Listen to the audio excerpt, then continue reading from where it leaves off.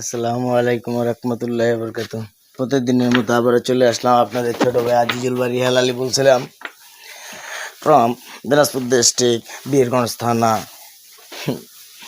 জলজলি আমার গ্রাম Palashbari union post office Palashbari সাথে থাকিবে মিক্সার কিছু যাক।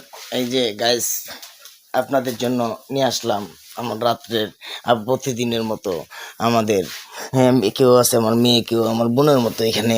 তে আপনি কি কি বলবেন, একটু বলবেন, কিছু বলবেন? আপনি বললে বলেন, বলবেন না? এরা খাওয়ার জন্য ব্যস্ত, বুঝছেন? এরা সিঙ্গারার মরিচ পেঁয়াজ পাইলে পাগল হয়ে যায়। এরা আপনাকে বাবা ডাকতে দ্বিধা করবে না আপনার কাছ থেকে 10 টাকা খাওয়ার জন্য। আমি আপনাদেরকে একটা কথা বলি, শুনেন। আমার সামনে 3 ভাই, আমরা একসাথে যাচ্ছিলাম। তে একজনকে এক ভাই উঠা বললো কি ওটা 300 টাকা খাওয়ানোর জন্য। ওই ভাই উঠা বললো কি হয়তো আমার আব্বা লাগে। আমি কই হে মহা মুশকিল, মহা মুশকিল, মহা মুশকিল, কীভাবে আব্বা লাগে? ওর নাম আমার বাপের নাম তো একটা, এই জন্য আমার ওই আব্বা হয়। আমি তো ওইখানে হাসতে হাসতে হাসতে হাসতে মাটিতে পড়ে গেলাম মনে করেন। আর যাকে বাপ বলছে সেও তো খুব খুশি, আর সে খেলে আমাকে করছে যা যা যা, ঠিক আছে? তাই তো বলি, খাওয়াইলে তুমি ডাকিবি আমায় বাপ, না খাইতে পারলেই তুমি ডাকবে আমায় শালা, ভালোবেসে আসবে তুমি কাছে, দূরে গেলে দিবে আমায় ধাক্কা।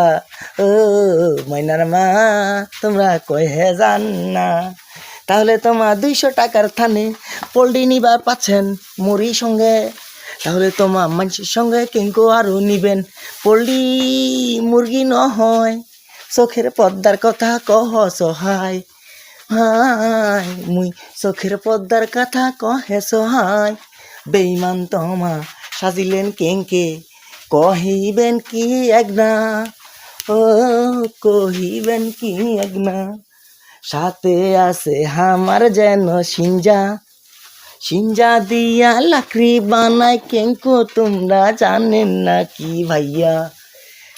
সিঞ্জার ভিতর, ওরে সিঞ্জার ভিতর দেয় যে, ওরে সিঞ্জার ভিতর দেয় কি গোবর দিয়া লাঠি, ওই লাঠি শুকাইলে, ওই লাঠি শুকাইলে হয় যে লাকড়ি, ও লাকড়ি, গোবরের নাম হয়ে যায় লাকড়ি, ও গোবর হচ্ছে অনেক লোকের খাবার বলে নাকি, আমি তো জানি না বেইমান কেন এরা, তাই তো